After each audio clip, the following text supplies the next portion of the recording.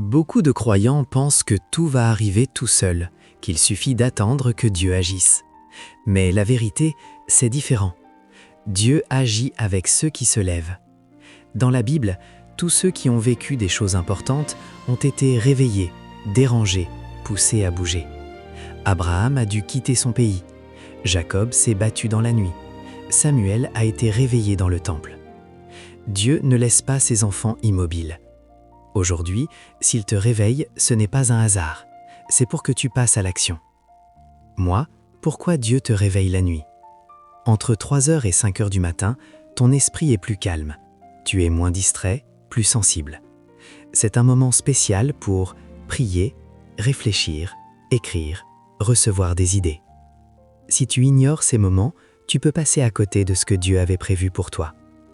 La destinée ne crie pas, elle parle doucement, dans le silence. Les bénédictions du matin. Chaque matin, Dieu donne quelque chose de nouveau. Mais tout le monde ne se lève pas pour le recevoir. Ceux qui dorment spirituellement vivent avec le passé. Ceux qui se lèvent reçoivent du nouveau. Dieu ne veut pas que tu vives sur des restes. Il veut te donner une force fraîche chaque jour.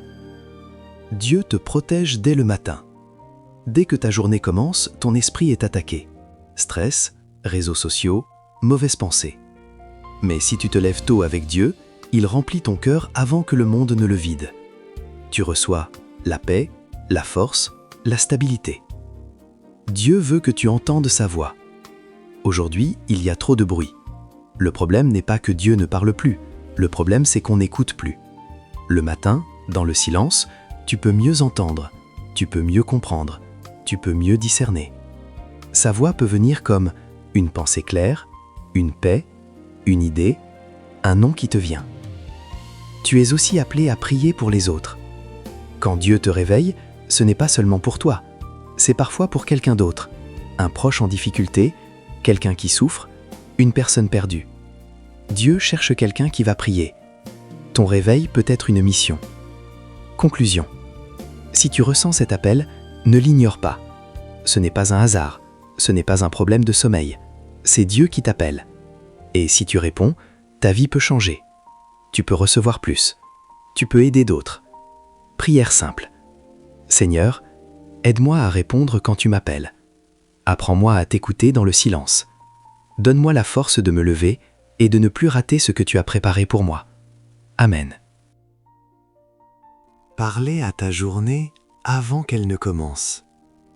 Il existe un moment très particulier dans la nuit, juste avant que le jour se lève. C'est un temps calme, silencieux, où tout semble encore en attente. Pour certains croyants, c'est un moment précieux, comme si le ciel était plus proche et plus attentif.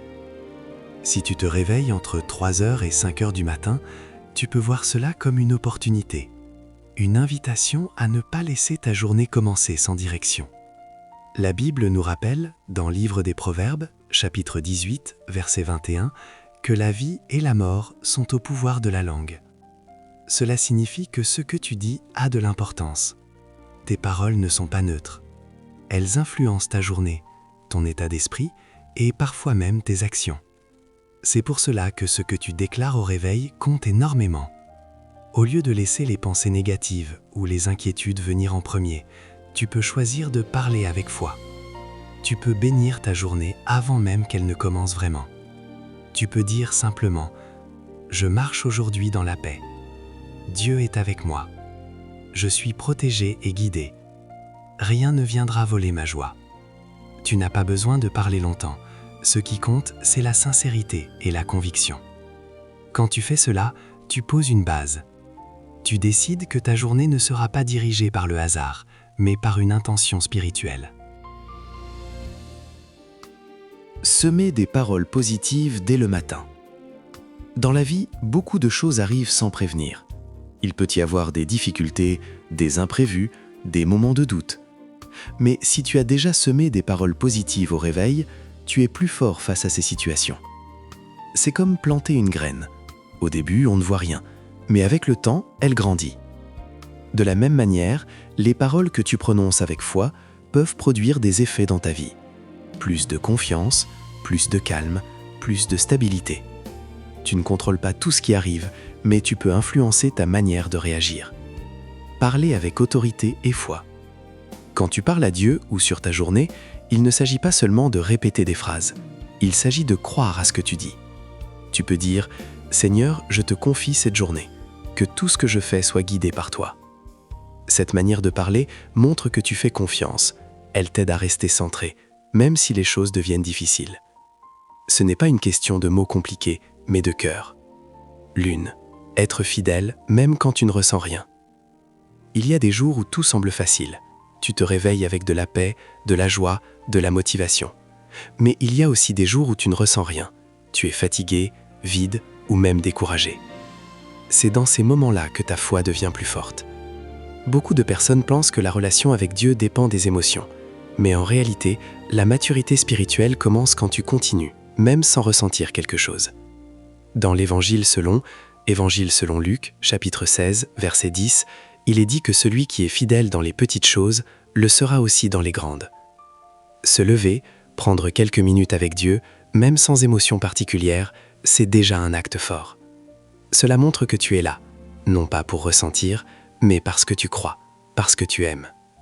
Et cette fidélité, même invisible, construit quelque chose de solide en toi. Une relation basée sur l'amour, pas sur les sensations. Si tu continues à chercher Dieu seulement quand tu ressens quelque chose de fort, ta relation restera fragile. Mais si tu choisis de rester fidèle, même dans le silence, alors ta foi devient plus stable. Tu peux dire « Seigneur, je suis là, même quand je ne ressens rien ». C'est une preuve d'amour sincère. Et c'est souvent dans ces moments simples que quelque chose de profond se construit. Une histoire pour comprendre. Pour mieux comprendre cela, imagine une histoire. Il y avait un homme appelé Élior. Ce n'était pas quelqu'un de connu. Il vivait simplement dans un petit village. Chaque matin, avant le lever du soleil, il se levait en silence. Il allait dans son jardin, calmement, sans se presser. Avant de travailler, il prenait un moment pour parler à Dieu. Il ne faisait pas de longues prières, il restait simplement là, présent. Les autres personnes ne comprenaient pas. Certains se moquaient de lui, ils pensaient qu'il perdait du temps. Eux travaillaient surtout quand il faisait jour, quand tout le monde pouvait voir leurs efforts. Mais Élior, lui, travaillait aussi dans le secret. Il prenait soin de ses plantes tôt le matin, dans la fraîcheur et le calme. Un jour, une grande sécheresse est arrivée. Les champs ont commencé à mourir, les plantes se sont asséchées, les récoltes ont échoué. Mais le jardin d'Élior est resté vert. Les gens étaient étonnés, ils sont venus lui demander son secret. Il a répondu simplement « Ce que vous voyez aujourd'hui vient de ce que j'ai fait dans le silence. » Il n'avait pas de technique spéciale, il avait seulement été fidèle, jour après jour. Le pouvoir des choses invisibles. Cette histoire montre une chose importante. Les résultats visibles viennent souvent d'actions invisibles. Ce que tu fais dans le calme, dans le secret, a de la valeur. Quand tu prends du temps avec Dieu le matin, tu construis quelque chose en toi, tu développes ta paix intérieure, tu renforces ta foi. Même si personne ne le voit, cela porte du fruit. Cherchez la rosée plutôt que la pluie. Dans la vie, on attend souvent de grands changements, des moments forts, des miracles. Mais parfois, ce sont les petites choses régulières qui font la différence. La rosée du matin est discrète, elle tombe en silence, mais elle nourrit les plantes en profondeur. De la même manière, les petits moments avec Dieu chaque matin peuvent transformer ta vie. Tu n'as pas besoin d'attendre quelque chose d'extraordinaire. Ce qui compte, c'est la régularité. De la transformation ta vie petit à petit. Si tu prends l'habitude de parler à Dieu au réveil, bénir ta journée, rester fidèle même sans émotion, prendre quelques minutes de silence, alors tu verras des changements. Pas forcément immédiatement, mais avec le temps, tu seras plus calme, tu réagiras mieux aux difficultés, tu auras plus de clarté. Ta vie deviendra plus stable, plus alignée. En résumé, se réveiller tôt peut devenir un moment précieux. Tu peux choisir de parler positivement sur ta journée, faire confiance à Dieu, rester fidèle même dans le silence, construire une relation sincère. Ce ne sont pas de grands gestes, mais ils peuvent transformer ton quotidien. Une prière simple pour commencer. Tu peux dire simplement « Seigneur, je te confie cette journée. Aide-moi à rester dans la paix. Guide mes pensées, mes paroles et mes actions. Même quand je ne ressens rien, je choisis de te faire confiance. Merci d'être avec moi, aujourd'hui et toujours.